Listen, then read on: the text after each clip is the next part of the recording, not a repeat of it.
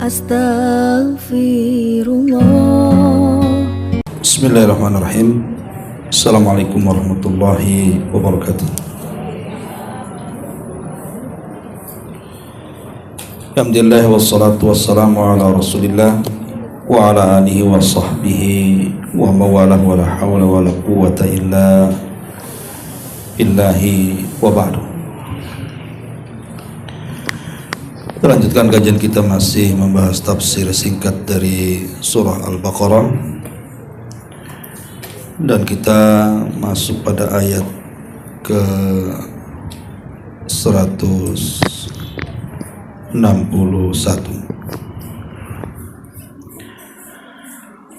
A'udzubillahi minasyaitonir rajim. Bismillahirrahmanirrahim. Innal ladzina kafaru wa matu wa hum kuffarun ulaika alaihim la'natullahi wal malaikati wan nasi ajmain khalidina fiha la yukhaffafu anhumul adzabu wa lahum yunzarun wa ilahukum ilahu wahid la ilaha illahu ar-rahman ar-rahim. Sesungguhnya orang-orang kafir dan mereka mati di atas kekafiran, maka mereka akan mendapatkan laknat Allah, laknat para malaikat, dan laknat seluruh manusia.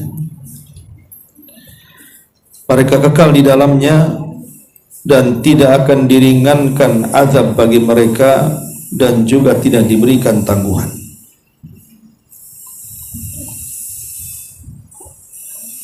Dan sesembahan kalian adalah sesembahan yang satu.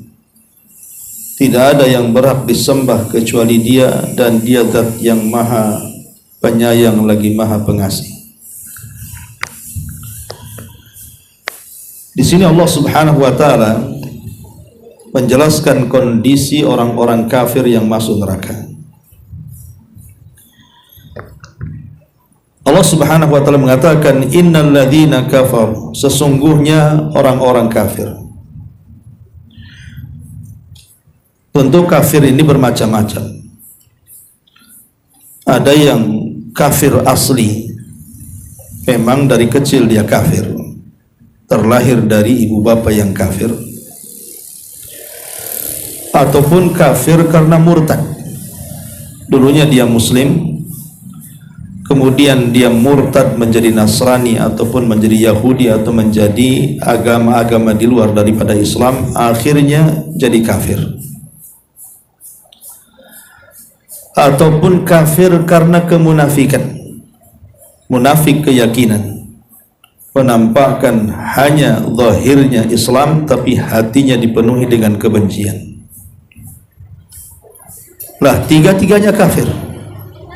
Mau kafir asli, mau kafir murtad, mau kafir munafik, tiga-tiganya kafir. Lah, kalau seandainya tiga kelompok ini mereka diwafatkan oleh Allah Subhanahu wa taala dalam kondisi belum bertobat kepada Allah Subhanahu wa taala, alias mereka mati di atas kekafiran, maka Allah Subhanahu wa taala ancam mereka, ulaika alaihim la'natullah, maka mereka akan mendapatkan laknat Allah. Maksud laknat Allah di sini artinya Allah akan menjauhkan mereka dari kasih sayangnya, dari rahmatnya. Dan tentu kalau sampai Allah Subhanahu wa taala kelak pada hari kiamat tidak menurunkan rahmatnya kepada orang-orang ini, berarti dipastikan nasibnya akan mengalami kecelakaan. Karena orang masuk surga itu karena rahmat, sementara rahmat Allah Subhanahu wa taala dijauhkan, berarti selamanya dia tidak akan masuk surga. Karena orang masuk surga itu karena rahmat masalahnya. Ketika orang dijauhkan dari rahmat, berarti dijauhkan dari surga dan didekatkan dengan azab neraka. Bukan hanya Allah Subhanahu wa taala yang melaknat orang-orang seperti ini, tetapi wal malaikati, dan para malaikatnya. Maksudnya laknat para malaikat adalah malaikat berdoa kepada Allah agar Allah Subhanahu wa taala melaknat mereka.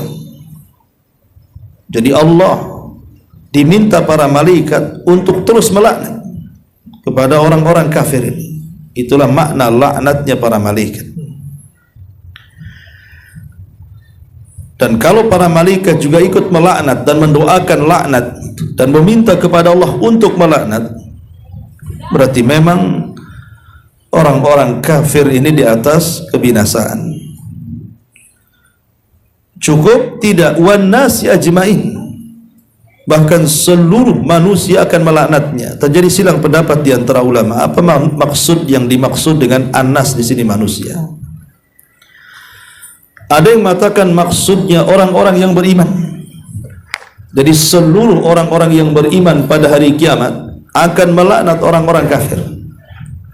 Semua orang-orang yang beriman pada hari kiamat akan melaknat orang-orang kafir. Ini satu pendapat. Kemudian pendapat yang kedua, tidak maksudnya an-nas di sini umum. An-nas di sini umum, tidak hanya orang-orang yang beriman yang melaknat orang-orang kafir, tetapi sesama orang kafir satu dengan yang lainnya saling melaknat. Dan itu dijelaskan di banyak ayat di dalam Al-Quranul Karim, bagaimana masing-masing kafir itu melaknat satu dengan yang lainnya. Contoh saja, Allah Subhanahu wa taala berfirman bagaimana orang-orang atau masing-masing orang kafir itu melaknat satu dengan yang lainnya ketika satu dengan yang lainnya saling menyalahkan. Satu dengan yang lainnya saling menyalahkan.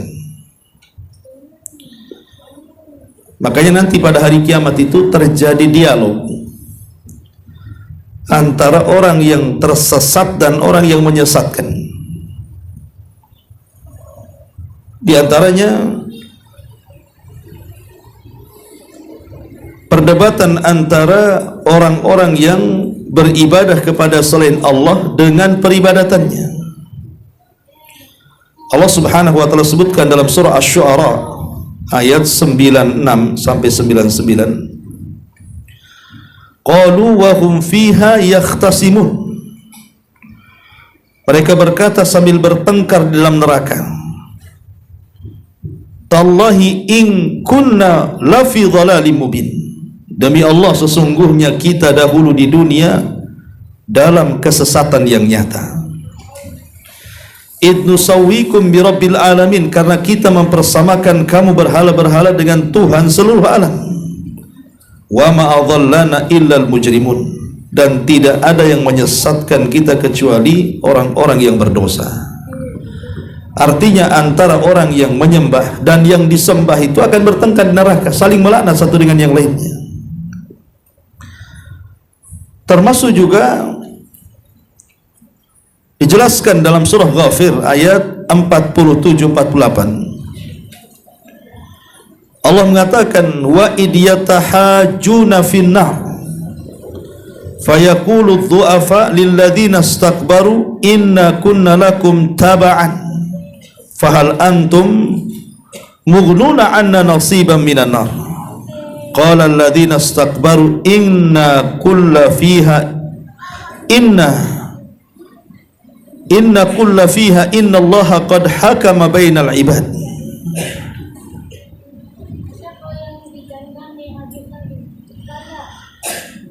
Dan ingatlah ketika mereka berbantah-bantah dalam neraka, maka orang-orang yang lemah berkata kepada orang-orang yang menyombongkan dirinya, sesungguhnya kami dahulu adalah pengikut-pengikutmu, maka dapatkah kamu melepaskan sebagian azab api neraka yang menimpa kami? Orang-orang yang sombong itu menjawab, inna, sesungguhnya kita semua kullun fiha, sesungguhnya kita sama-sama di neraka, karena Allah telah menetapkan keputusan antara hamba-hambanya. Jadi orang-orang yang disesatkan dan orang-orang yang menyesatkan itu saling melaknat di antara mereka, saling menyalahkan, tapi mereka tidak keluar dari neraka. Termasuk juga disebutkan dalam surah As-Saffat ayat 27 dan sampai 33, Allah mengatakan wa aqbala ba'duhum ala ba'din yatasaalun, dan sebagian mereka menghadap kepada sebagian yang lain, kemudian saling melaknat, saling berbantah-bantah. Qalu innakum kuntum ta'tunana 'anil yamin. Sesungguhnya pengikut-pengikut mereka berkata kepada pemimpin-pemimpin mereka, kamulah dahulu datang kepada kami dari kanan. Qalu bal lam takunu mu'minin. Maka pemimpin-pemimpin mereka menjawab, tidak, bahkan kamulah yang tidak mau menjadi orang-orang yang beriman. Wa ma kana lana 'alaikum min sultan bal kuntum qauman taghin. Sedangkan kami tidak berkuasa terhadapmu, bahkan kamu menjadi kaum yang melampaui batas. Fa haqqun 'alaina qaulu rabbina inna ladayya yakin.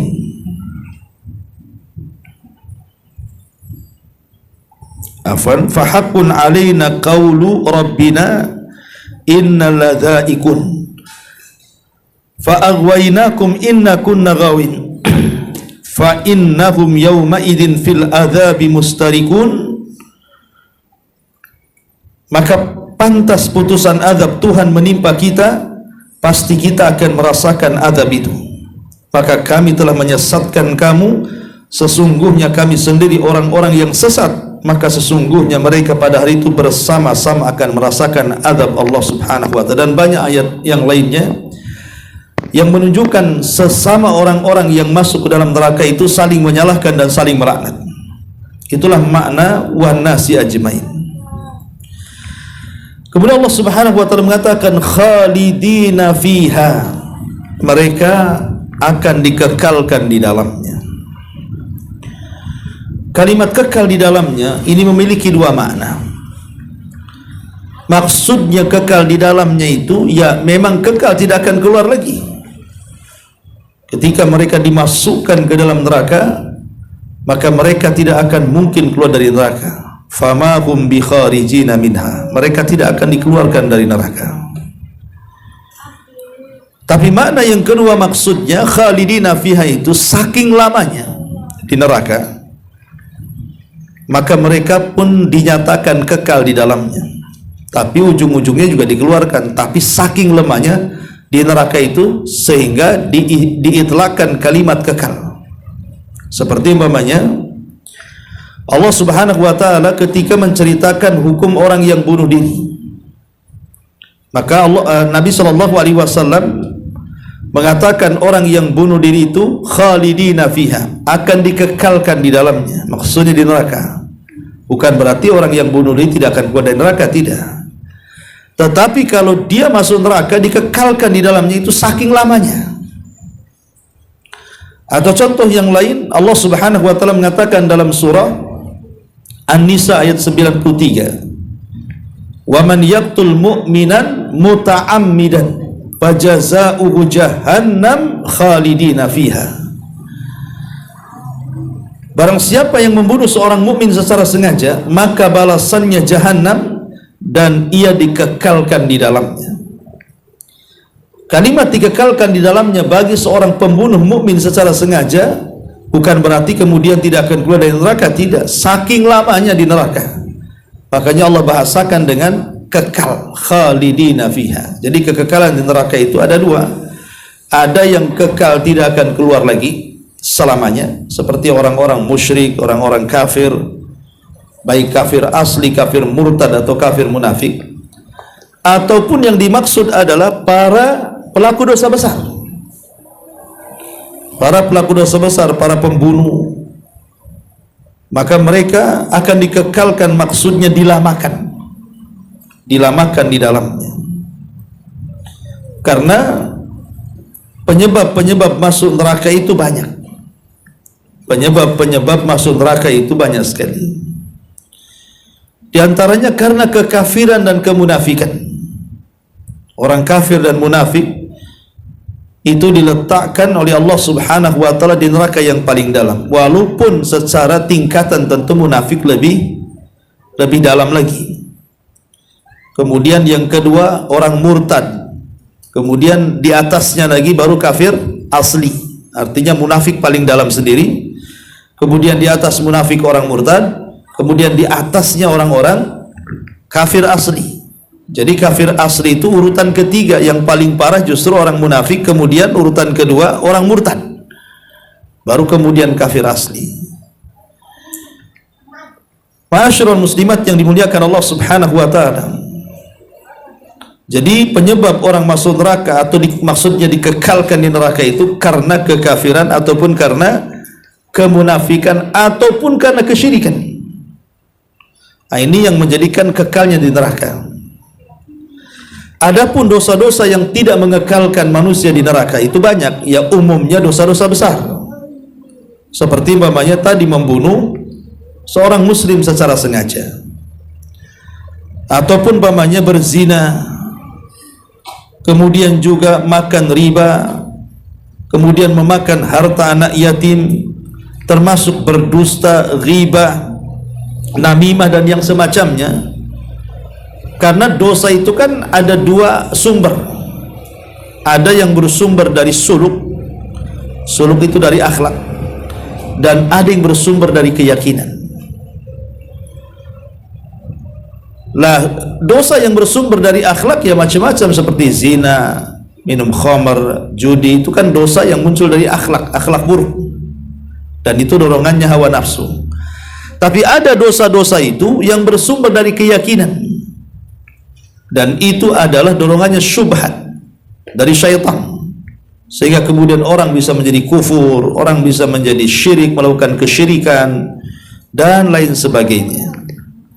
Nah, di sini Allah mengatakan khalidina fiha la yukhaffafu anhumul adzab. Dan orang-orang kafir itu tidak akan diringankan bagi mereka sama sekali azab Allah Subhanahu wa taala. Ma'asyiral muslimat yang dimuliakan Allah Subhanahu wa taala. Tentu kita tahu bahwa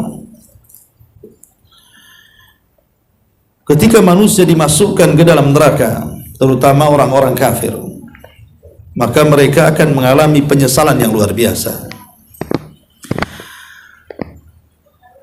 Tetapi sering saya katakan, kenapa orang-orang kafir itu kok dikekalkan di neraka padahal usia mereka di dunia itu tidak lama?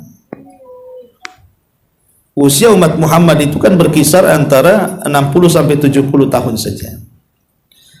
Ketika di usia 60 atau anggaplah dihabiskan sampai 70 tahun atau mungkin lebih, kemudian dia mati di atas kekafirannya, maka mereka akan dimasukkan ke dalam neraka dan dikekalkan di dalamnya selama-lamanya. Seolah-olah ada ketidakadilan di sini. Masa dia melakukan kekafiran 70 tahun tapi masuk neraka dikekalkan dan tidak pernah keluar? Harusnya ya kalau seandainya dia melakukan kekafiran 70 tahun, jadi neraka 70 tahun sajalah, sesuai dengan usianya. Kenapa pula dikekalkan pula di dalamnya?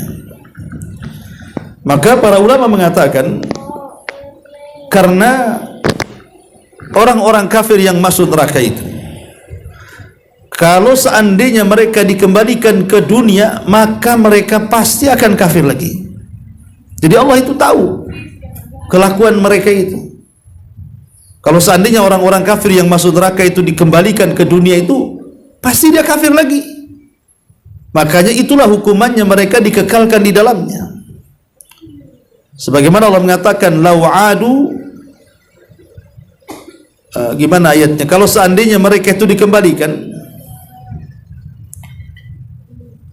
maka mereka akan kembali bima nuhu anhu, terhadap apa yang dilarangkan kepada mereka. Lau radduhu, kalau seandainya mereka dikembalikan, la'adu lima nuhu, kata Allah, maka mereka akan kembali dengan kekafirannya. Ada orang yang mengatakan, Loh, kalau seandainya Allah Subhanahu wa taala sudah tahu nih, pamannya ada bayi orang kafir, dan Allah kan tahu nanti bayi ini kelak akan jadi kafir dan akan menjadi penduduk neraka. Kenapa Allah tidak mewafatkan di waktu bayi saja, kemudian langsung dimasukkan ke neraka? Kenapa dikasih kehidupan pula di situ?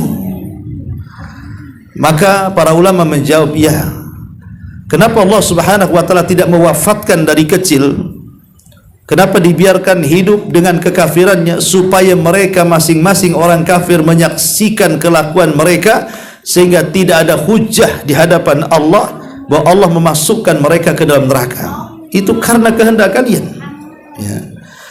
Ma'asyiral muslimat yang dimuliakan Allah Subhanahu wa taala, dan kalimat la yukhaffafu anhumul adzab, mereka tidak akan diringankan dari azab, mereka akan mengalami penyesalan yang luar biasa. Dan itu digambarkan di dalam Al-Quranul Karim, surah Fatir 37. Allah Subhanahu wa taala mengatakan, wa hum yastarihuna fiha rabbana akhrij na'mal salihan ghairal ladzi kunna na'mal awalam nu'ammirkum ma yatadhakkaru fihi man tadhakkara wa ja'akumun nadhir fadhuku fama lidh-dhalimina min nasir.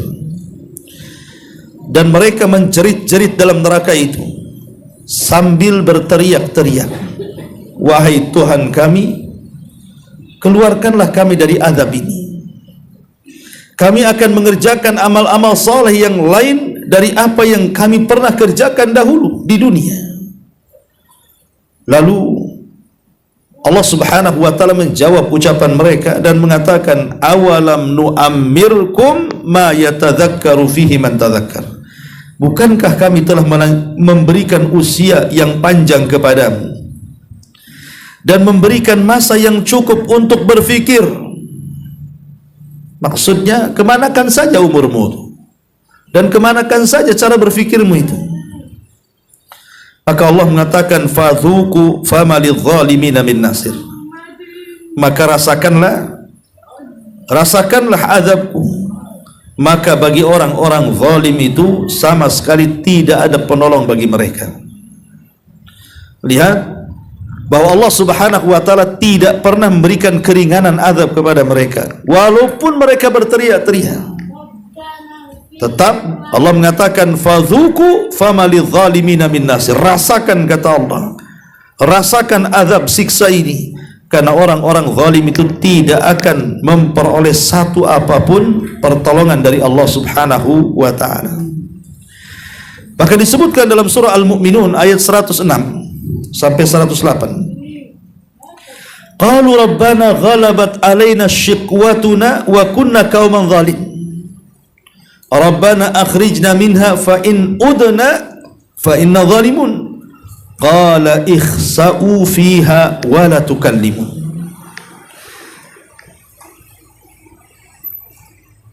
Di sini Allah Subhanahu wa taala mengatakan tentang bagaimana ucapan penduduk neraka. Mereka mengatakan, wahai Tuhan kami, kami telah dikalahkan oleh sebab-sebab kecelakaan kami, dan dengan itu menjadikan kami kaum yang sesat. Wahai Tuhan kami, keluarkanlah kami dari neraka, serta kembalikan kami ke dunia. Setelah itu kalau kami kembali lagi mengerjakan kekufuran, maka sungguh kami termasuk orang zalim. Maka Allah katakan, diam kamu dengan kehinaan dalam neraka, dan janganlah kamu berkata-kata memohon satu apapun kepadaku.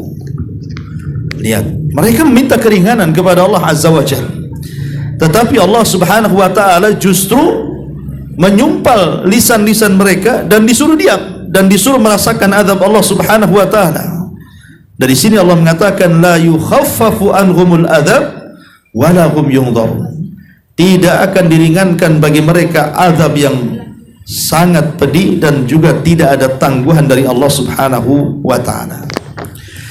Ma'asyiral muslimin muslimat yang dimuliakan Allah Subhanahu wa taala, dari ayat-ayat ini kita tahu bahwa apabila Allah Subhanahu wa taala sudah memasukkan manusia ke dalam surga dan Allah masukkan manusia ke dalam neraka, maka Allah Subhanahu wa taala akan panggil kematian. Kemudian kematian itu akan dibentuk dalam bentuk kambing kibas, kemudian diberdirikan di antara surga dan neraka. Kemudian disaksikan oleh dua penduduk itu, maka disembelilah kambing jelmaan dari kematian itu. Maka tidak ada lagi kematian karena kematian sudah disembelih.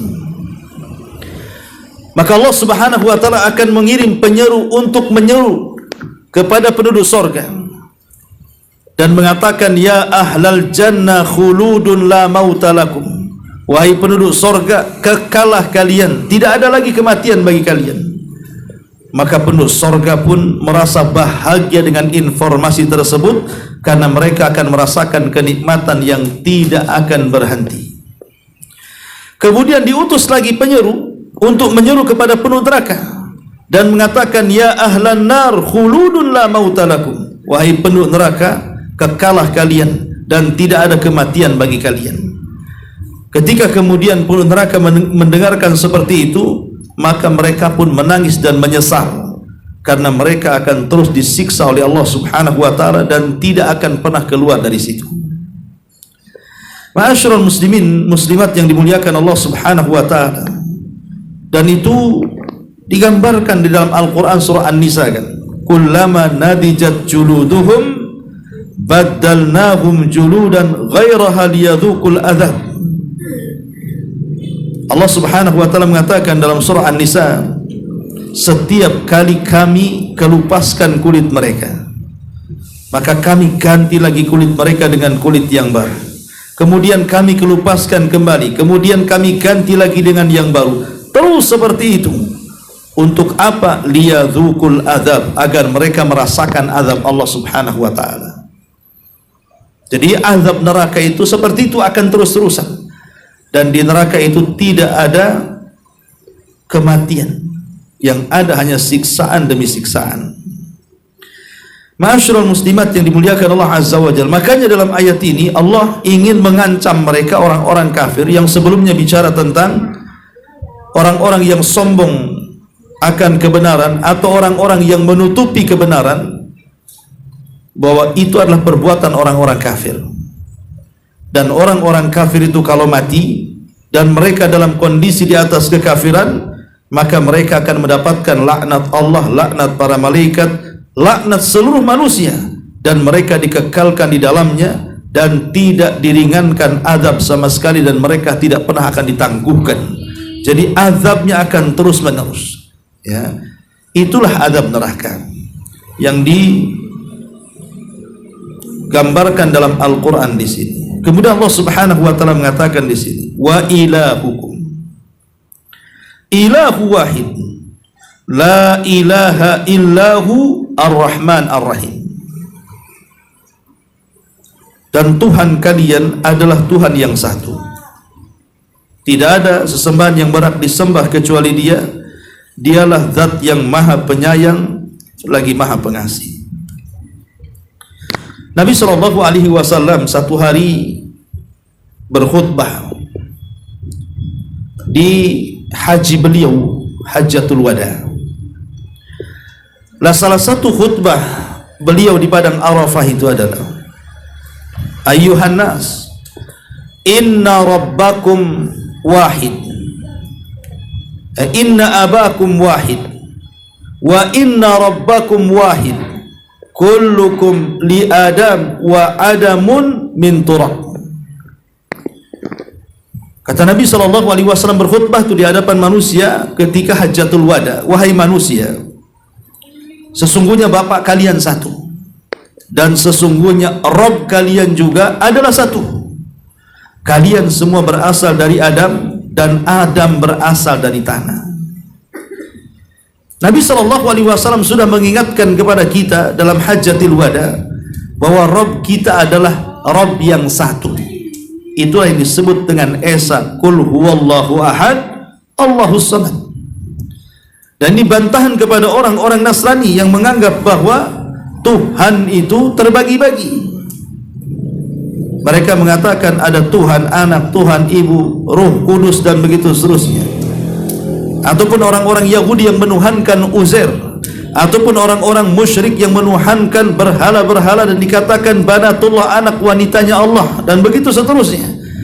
Maka datang agama tauhid, agama Islam, kemudian menyerukan manusia untuk hanya menyembah satu Tuhan, wa ilahukum ilahun wahid. Tentu logikanya, kalau seandainya di alam semesta ini ada dua Tuhan, artinya ada dua penguasa, pasti akan terjadi perselisihan antar Tuhan. Tidak mungkin tidak. Ya. Kalau seandainya ada dua penguasa di alam semesta ini, akan terjadi perselisihan. Yang satu pengen A, yang satu pengen B. Walillahil mathalul a'la lah. Kita lihat kepada makhluk saja, kalau di Batam ini ada dua wali kota, nggak aman Batam itu. Yang satu wali kotanya pengen ini, yang satu pengen itu. Tetapi Allah subhanahu wa ta'ala tidak pernah bersyirikat dengan siapapun. Allah itu ilahun wahid, la ilaha illahu, yang tidak ada sesembahan yang berhak disembah kecuali Dia. Itulah kalimat tauhid, la ilaha illallah. Dan kalimat la ilaha illallah ini terdiri daripada dua kata, satu penetapan dan satu peniadaan. Dan tauhid tidak mungkin tegak kecuali ada yang dibuang dan ada yang ditetapkan. Yang dibuang tentu seluruh sesembahan yang disembah yang batil selain daripada Allah subhanahu wa ta'ala, dan yang ditetapkan tentu cuman Allah lah yang berhak untuk diibadahi. Makanya kenapa ketika Nabi SAW memerintahkan kita untuk mentalkin orang yang sedang sakaratul maut, apa kata Rasul? Lakinu mautakum bila ilaha illallah. Ejahkan orang yang sedang sakaratul maut di antara kalian dengan kalimat la ilaha illallah. Itulah kalimat tauhid.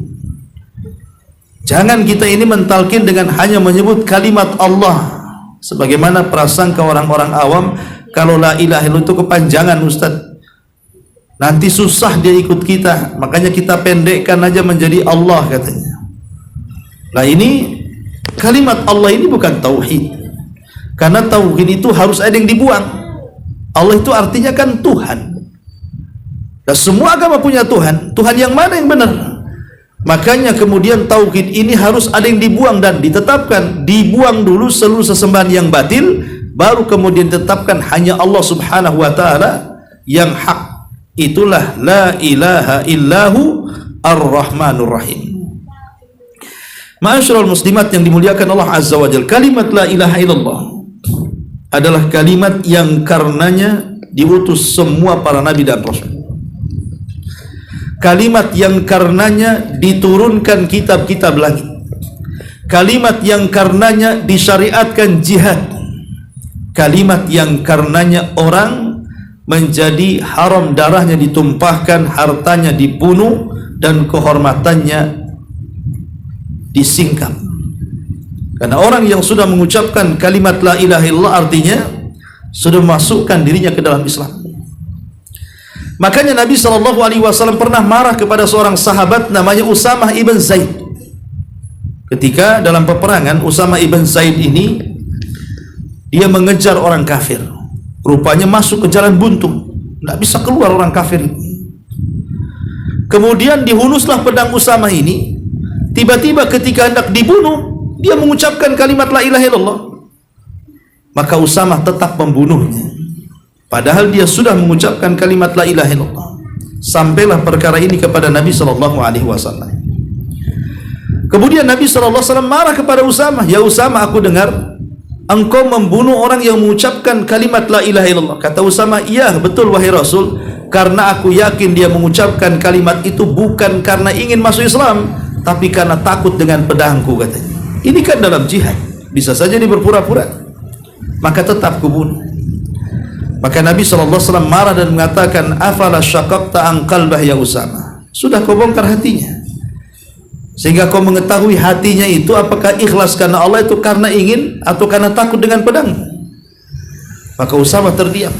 Kemudian Rasul mengatakan, ya Usamah, kaifa yasna bila ilaha illallah yaumal qiyamah. Wahai Usamah, bagaimana dengan la ilaha illallah nanti pada hari kiamat kalau dia datang kepada Allah mengadu orang yang mengucapkannya kau bunuh, katanya. Akhirnya Usama pun terdiam dan terus terdiam dan mengatakan, laitani aslamtu yauma idzin, duhai kiranya aku baru masuk Islam, katanya. Karena orang yang baru masuk Islam enggak pernah dimarahi Nabi. Dan dia sudah lama masuk Islam, bahkan dia terlahir dari ibu bapa yang muslim karena dia putra daripada Zaid ibn Harithah, anak angkat Nabi SAW. Tapi lihat bagaimana Rasul SAW membela orang yang mengucapkan kalimat la ilaha illallah, padahal dalam konteks peperangan itu yang Rasul mengatakan al-harbu kaidun, peperangan itu tipu daya, bisa saja dia menipu. Tetapi karena diucapkannya kalimat mulia, Nabi SAW tetap membelanya. Ma'asyiral muslimat yang dimuliakan Allah Subhanahu wa taala. Bahkan kalau kita lihat tentang hadis bitokoh. Hadis bitokoh itu hadis kartu sakti.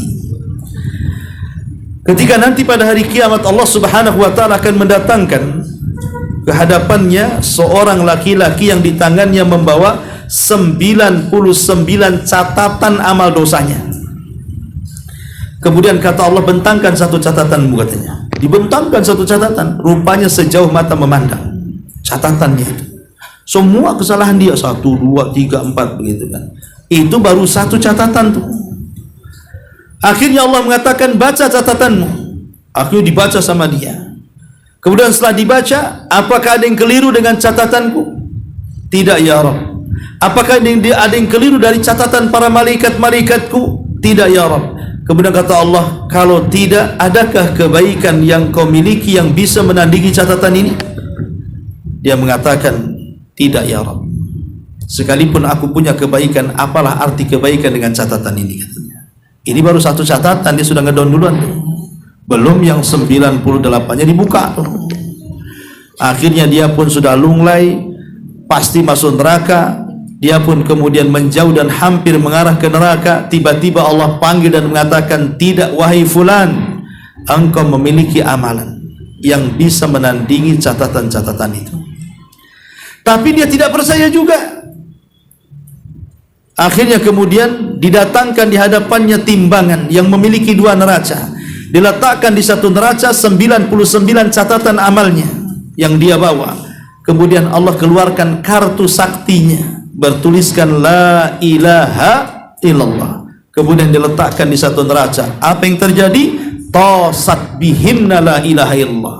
Tiba-tiba kalimat itu melesat ke langit tanda berat, dan yang 99 catatan itu ke bawah tanda ringan.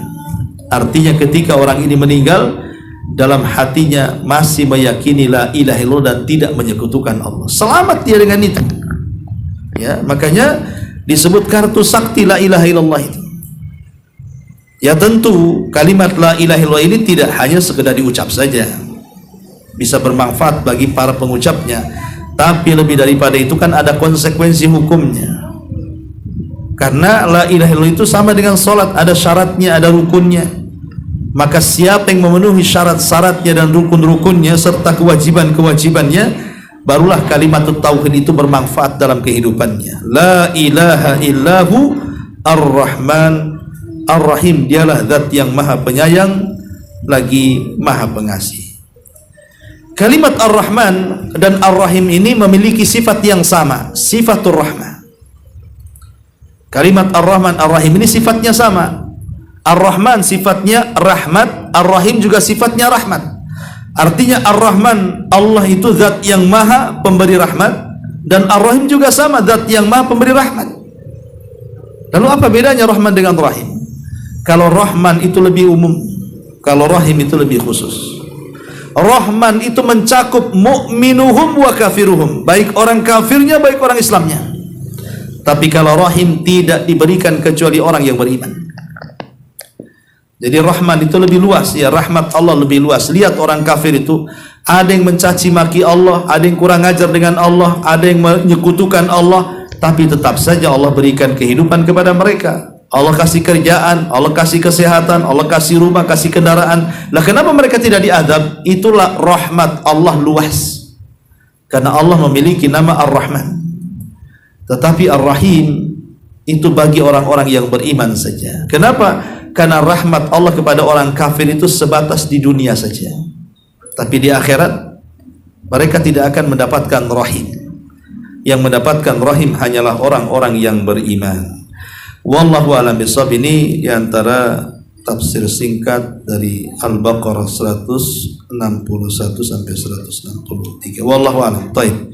Sampai di sini silakan. Kalau ada yang bertanya.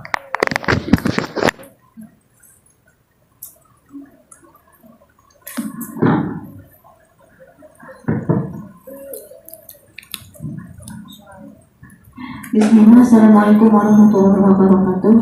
Waalaikumsalam. Ustaz, tadi dikatakan mengapa orang-orang kafir kekal padahal umurnya 70 tahun atau masih bayi. Bukankah bayi itu fitrahnya mereka itu Islam, Ustaz? Ya, alhamdulillah. Maksudnya yang saya katakan adalah kenapa orang-orang kafir itu dikekalkan di neraka padahal dosa mereka itu tidak lama di dunia. Berarti kan kesannya Allah tidak adil di sini. Kalau adil itu kan sesuai dengan usia dia berbuat dosa. Harusnya kalau dia berbuat dosa 60 tahun ya di neraka 60 tahun saja lah. Tapi kenapa kemudian dikekalkan di dalamnya? Makanya kemudian Allah menjelaskan, karena orang-orang kafir itu kalau mereka masuk neraka kemudian Allah buat lagi dunia ini kemudian dikembalikan ke dunia, pasti dia kafir lagi. Lah itulah, dan tentu dengan pengetahuan Allah pasti mereka kafir lagi. Makanya Allah dengan tabiat mereka yang suka mengulang-ulang kekafiran itu Allah kekalkan di neraka. Ya. Kemudian timbul pertanyaan, timbul syubhat. Loh, kalau memang Allah sudah tahu bahwa orang kafir itu akan masuk neraka, akan dikekalkan di neraka, kenapa diberikan kesempatan hidup di dunia? Kenapa enggak waktu bayi dimatikan saja? Karena pengetahuan Allah bahwa dia nanti kalau sudah besar jadi kafir. Ya, langsung aja lah dimasukkan ke dalam neraka, dimatikan, masukkan ke neraka.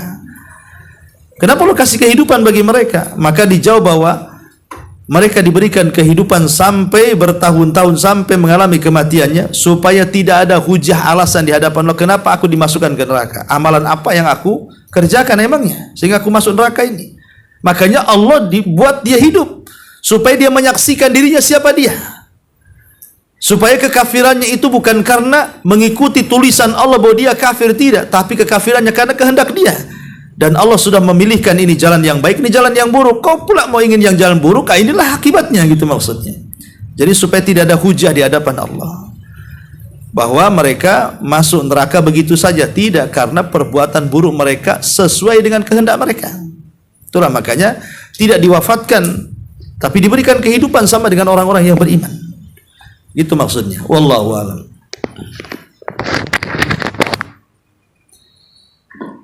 Assalamualaikum Ustaz. Waalaikumsalam. Ana ingin bertanya, kalimat tauhid tadi sama seperti sholat, ada syaratnya. Kira-kira apa sih Ustaz ya? Assalamualaikum. Iya, alhamdulillah, wassalatu wassalamu ala rasulillah. Ya. Tentang syarat-syarat kalimatul la ilaha illallah itu disebutkan di dalam kitab-kitab akidah, ya, tentang surut la ilaha illallah. Di antaranya adalah syarat yang pertama al-ilmu. Kita harus mengetahui, harus mengilmui apa makna di balik kalimat la ilaha illallah itu. Ini yang pertama syaratnya. Harus memiliki ilmu dengan maksud kalimat itu.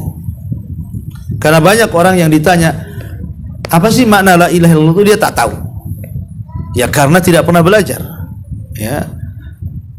Kemudian yang kedua, dan itu disebutkan syarat ini dalam surah Az-Zuhruf ayat 86. Kemudian syarat yang kedua harus ada keyakinan. Harus ada keyakinan, karena keyakinan itu menafikan keraguan-raguan. Dan itu disebutkan dalam surah Al-Hujurat ayat 15. Kemudian yang ketiga harus ada qabul, penerimaan. Harus ada penerimaan, dan itu disebutkan dalam surah As-Saffat ayat 22 sampai 36. Kemudian yang keempat harus ada al-inqiyad, ketundukan. Dan itu disebutkan dalam surah Luqman ayat 22 dan juga 23. Kemudian syarat yang kelima, as-sidqu, harus ada kejujuran, di mana jujur menafikan kedustaan, dan itu disebutkan dalam surah Al-Ankabut 1-3. Kemudian yang nomor 6, harus ada keikhlasan, dan itu disebutkan dalam surah Az-Zumar ayat 14. Kemudian yang nomor 7, harus ada al-mahabbah, kecintaan, dan itu disebutkan dalam surah Al-Baqarah ayat 165. Inilah yang disebut dengan syurut la ilaha illallah, syarat la ilaha illallah. Ya, harus ada pengetahuan, kita harus tahu apa itu makna la ilaha illallah. Jangan sampai terjerumus kepada kejahilan, karena banyaknya kesyirikan di tengah-tengah kaum muslimin itu karena dia jahil, tidak tahu makna la ilaha illallah. Akhirnya datang ke dukun, datang ke kuburan, nyimpan tangkal. Kenapa? Karena dia tidak tahu itu kalimat tauhid itu, makanya jatuh kepada kesyirikan. Ya. Kemudian adanya keyakinan, banyak gak yakin masalahnya bahwa Allah yang memberikan rizki, Allah yang memberikan nikmat kepada kita, Allah yang memberikan banyak karunia kepada kita, sehingga karena tidak yakin dengan kalimat la ilaha illallah, akhirnya berpaling kepada selain Allah subhanahu wa ta'ala. Maka yakin itu maksudnya supaya jangan ada keraguan-raguan, seperti orang munafik jadinya kan. Orang-orang munafik itu mereka mengatakan aku beriman kepada Allah, tapi hakikatnya mereka tidak beriman kan. Itu karena ragu-ragu, ya. Kemudian juga harus ada penerimaan. Ya, harus ada penerimaan, qabul dengan kalimat la ilaha illallah, supaya jangan sombong seperti Firaun jadinya kan, sombong dia. Ya. Kemudian juga harus adanya ingkian ketundukan. Harus tunduk dengan kalimat la ilallah, sebab kalau tidak tunduk dia akan meninggalkan. Ya. Kemudian juga harus adanya kejujuran, sebab kalau tidak jujur pasti terjerumus kepada kedustaan. Seperti orang-orang yang pura-pura masuk Islam jadinya kan, dusta mereka itu. Mereka hanya untuk menikah saja, bersyahadat itu. Setelah menikah tak juga dia sholat kan. Itu karena ketidakjujuran tuh orang kayak gini. Termasuk juga harus adanya keikhlasan. Kalau tidak maka dia akan terjerumus ke riya, kepada sum'ah, kepada syirik. Termasuk juga harusnya ada mahabbah, kecintaan, supaya tidak ada kebencian kepada kalimat la ilaha illallah. Itu disebut syurutu la ilaha illallah. Wallahu a'lam. Ya. Assalamualaikum warahmatullahi wabarakatuh. Waalaikumsalam. Ustaz, tadi kan Ustaz menyebutkan tentang hadis di toko. Nah, bagaimana dengan sikap orang yang hanya mengandalkan dengan adanya hadis di toko, dia meninggalkan kewajiban-kewajiban yang lain karena dia menanamkan di dalam hati bahwa selagi saya masih mentauhidkan Allah dengan ucapan la ilaha illallah itu dengan sungguh-sungguh, maka dia pasti pada akhirnya nanti akan masuk surga. Ada sebagian orang yang berpendapat demikian. Iya. Ada yang bertanya seperti ini, apakah hanya semata-mata meninggalkan kesyirikan, dia tidak menyekutukan Allah subhanahu wa ta'ala, sudah menjadi modal dia masuk surga? Itu pertanyaannya. Apakah hanya semata-mata dia tidak melakukan kesyirikan, betul-betul mentauhidkan Allah, dia tidak melakukan kesyirikan, hanya semata-mata ini orang bisa direct masuk surga? Ulama mengatakan tidak. Karena masuk surga itu kan ada awalian, ada masuk surga yang awal-awal direct, ada masuk surga belakangan, masuk neraka dulu. Dan tauhid juga ada yang namanya, yang menjadikan sah sebuah tauhid, ada yang menyempurnakannya.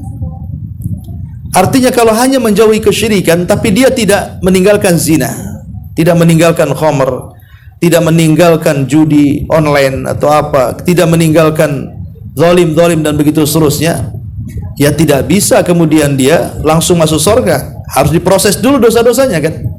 Berarti orang yang hanya meninggalkan kesyirikan belum menjamin masuk ke dalam surga secara awalian, di awal-awal, karena penyempurna tauhidnya itu masih tidak sempurna, masih ditinggalkan, yaitu meninggalkan dosa-dosa besar. Lah orang yang kemudian hanya menyandarkan kepada kalimat la ilaha dengan ucapan, sehingga banyak mengucapkan kalimat la ilaha baik setelah sholat atau di waktu-waktu acara-acara tertentu gitu ya, apakah cukup kemudian menjadikan kalimat itu bermanfaat? Ya, memang bermanfaat kalimat itu. Tetapi maksudnya bermanfaat di sini boleh jadi mungkin dia bermanfaat untuk tidak dikekalkan di neraka. Tapi kalau bermanfaat dia tidak masuk neraka, ya tidak bisa. Ya, karena dia tidak mengerjakan syarat-syaratnya tadi. Kalau dia mengerjakan syarat-syaratnya tadi, barulah bermanfaat kalimat itu yang di lisan dia. Kalau enggak mengamalkan 7 syarat ini, ya percuma saja mengucapkan kalimat la ilaha illallah. Dan itu kebanyakan masyarakat awam seperti itu. Mereka terdoktrin dengan hadis bitoko, sehingga walaupun tidak mengamalkan apapun, yang penting mengucapkan kalimat la ilaha illallah sudah cukup. Tidak cukup. Bahkan kalimat itu bisa terbatalkan dengan pembatal-pembatalnya. Karena la ilaha illallah juga ada pembatal-pembatalnya, dan pembatalnya banyak yang disebut dengan nawaqidul Islam. Pembatal-pembatal keislaman itu ada 10 disebutkan dalam kitab Syekh Muhammad bin Abdul Wahab, tapi juga ada yang mengatakan lebih daripada 10. Wallahu a'lam.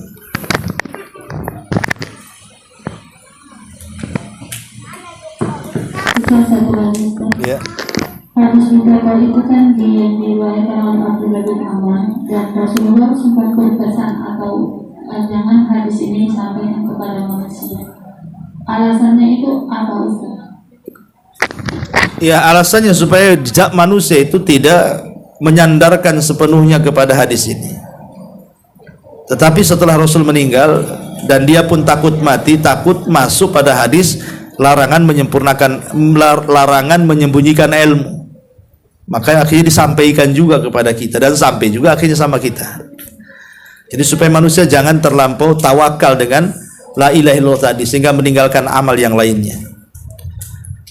Karena di awal-awal terutama dakwah kepada orang-orang awam, kalau langsung dikasih yang seperti ini kan jadi meninggalkan amal jadinya dia kan.